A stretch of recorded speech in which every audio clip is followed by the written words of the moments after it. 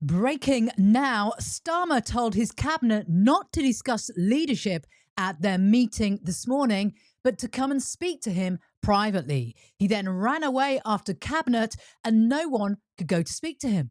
Wes Streeting spent numerous minutes apparently trying to talk to Starmer, but was turned away. And that is according to Politico. And as a result of selfish Starmer putting his own interests above yours and the good people of this country, Labour has now crashed the economy. And no, I'm not saying that today is exactly the same as 2022. What I'm saying is that applying Labour's own rules, the economy under this disastrous government has been destroyed. Because Labour has spent years telling us Liz Truss crashed the economy. Why? Well, because gilt yields went up, the pound went down, markets panicked, borrowing costs surged, and confidence disappeared. So if that's the test, then Starmer and Reeves have just failed it. Have a watch at the way Starmer mocked Liz Truss at PMQs. But as for her claim and her nonsense, they crashed the economy. Mr. Speaker, I got a letter this week from a Tory voter in a Labour seat. I hope they don't mind me saying who it was. It was Liz Truss. Mr. Speaker, it wasn't written in green ink, but it might as well have been.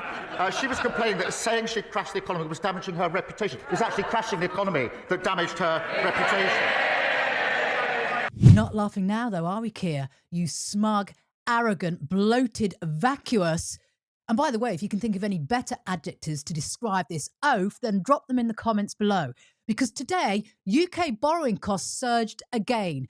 30-year gilt yields hit around 5.8%, the highest level since 1998. The 10-year gilt was around 5.1%, the pound fell, the FTSE fell, and the bank shares fell sharply. Reuters have linked it directly to Starmer's leadership chaos and fears that basically Labour are going to lurch so far to the left, which, by the way, no one voted for, that basically they're going to F everything up even more.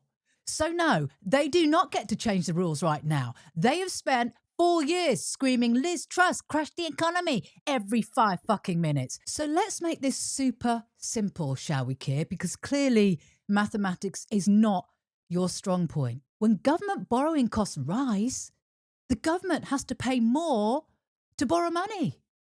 And when the government pays more to borrow money, that money has to come from somewhere. And you know what that means, Keir?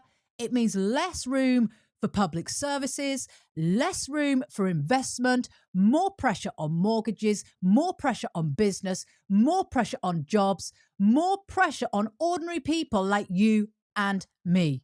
So this isn't just some kind of money market story, guys.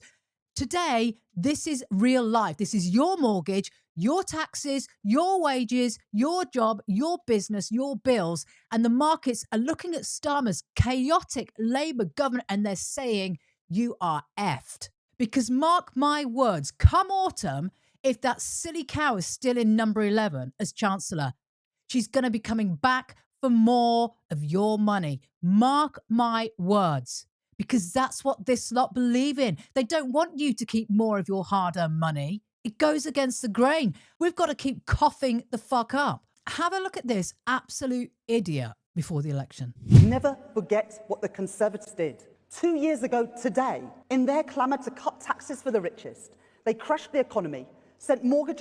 Fucking hell.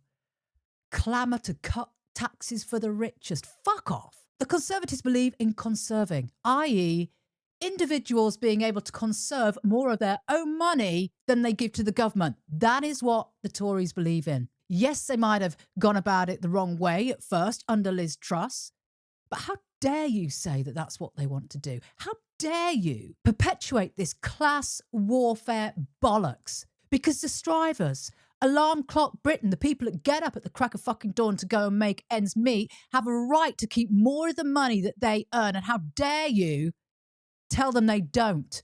Spiralling and put pensions in peril. Pensions in peril? What the fuck is she doing to pensions at the moment? You know, she can come out with a fancy alliteration. She still looks like an idiot, sounds like an idiot. And if it looks like an idiot and sounds like an idiot, you can rest assured it's probably a fucking idiot. And you will hear many things at their conference next week, but you won't hear an apology. No apology for the cost of your mortgage. Apologise for what? So are you going to apologise, Rachel, then, for taking away pensioners' winter fuel allowance, making energy bills the highest in the developed world so people can't afford to heat their fucking homes, taxing cars and vehicles out of existence and hiking fuel duty so people can't afford to goddamn ride to work, and haulage companies can't afford to transport goods in and out of the country, which puts prices up, which affects normal people? How dare you? Where's your apology? No apology for crumbling classrooms and rising waiting lists. And that's why this is so politically dangerous for Labour, because their whole economic attack was built on one line. The Tories crashed the economy. Well, we all know that they didn't, right? That was the act. Every interview, every leaflet, every PMQs, every Rachel Reeves soundbite. The Tories crashed the fucking economy over and over again. But here's the problem. Once you say that market reaction proves economic incompetence, you don't get to dodge the same test when the market turns on you. And by the way, let's talk about Liz Truss properly, shall we? Because I don't buy the lazy version that you propagate. I don't buy the idea that Liz Truss solely crashed the economy. That's the version the left-wing MSM repeated on TV because it's easy and they wanted the Tories out. But what happened in 2022 was far more complicated than these bloody idiots could get their head around. Basically, you had pension funds that were exposed. You had a Bank of England system that absolutely hated what Liz Truss was trying to do, namely rip up the status quo.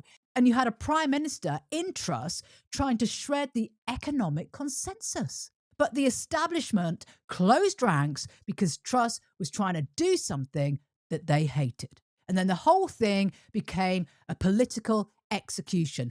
The media called it a crash. Labour called it a crash. The institutions called it a crash. And that was that. Truss was finished. But if that is the rule, it applies to you too, Keir. This is a government running out of road, guys. It's a catastrophe and it stinks because Starmer was sold, and he was sold to Britain, to you, to me, as a safe option.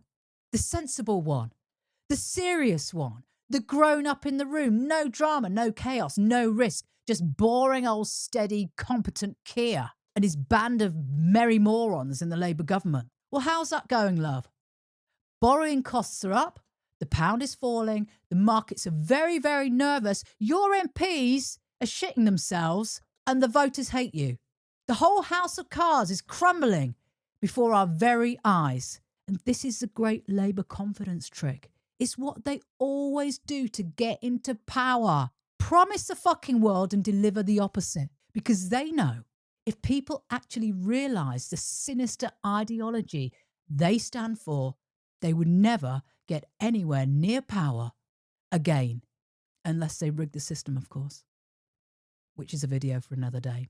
That's it for this video. Thank you so much for subscribing. We're on the road to 10,000. Really appreciate your support. Smash the like button, hit subscribe if you haven't already. Turn on the notification bell. Loads more videos coming out in the next few hours, I would imagine, because it is a fast moving news day. See you soon.